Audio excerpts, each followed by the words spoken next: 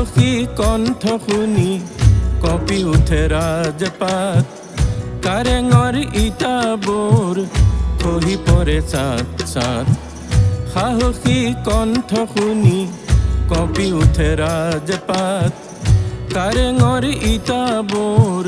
খহি পৰে চাত চাত মুক্তিকামী জনতাৰ আজি জয় জয় জয় জয়কাৰ মুক্তিকামী জনতাৰ আজি জয় জয় জয় জয়কাৰ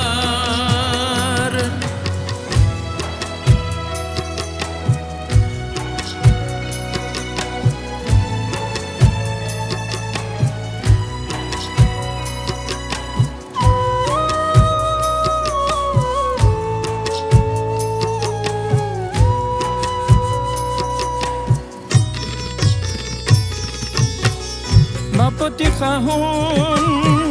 ৰঙালী বিহুতি পাতোতেও লাগে যদি ৰজাৰ অনুমতি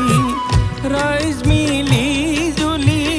হাঁহোতে মাতোতে কান্দোতেও লাগে যদি কৰবাত বিজুতি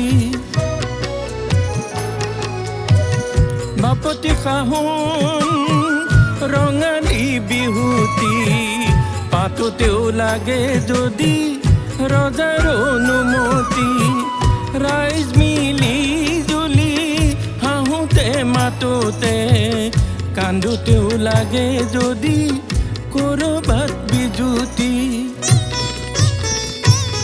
তেনে সকলো বাধা নেওচি গচকি ৰাইজ আগুৱাই আহিবই মুক্ত জীৱন যাপনৰ ৰাইজে দাবী তুলিবই সাহসী কণ্ঠ শুনি কঁপি উঠে ৰাজপাত কাৰেঙৰ ইটাবোৰ খহি পৰে চাত চাত মুক্তিকামী জনতাৰ আজি জয় জয় জয় জয়কাৰ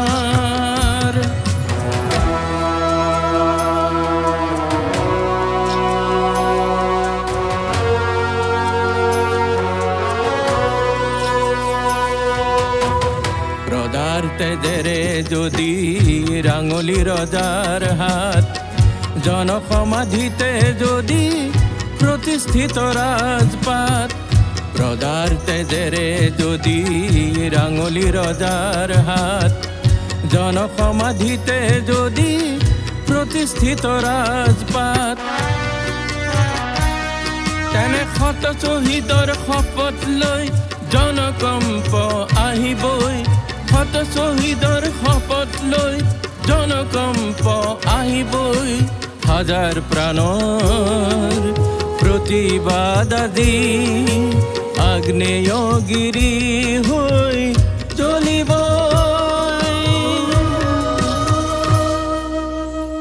সাহসী কণ্ঠ শুনি কঁপি উঠে ৰাজপাত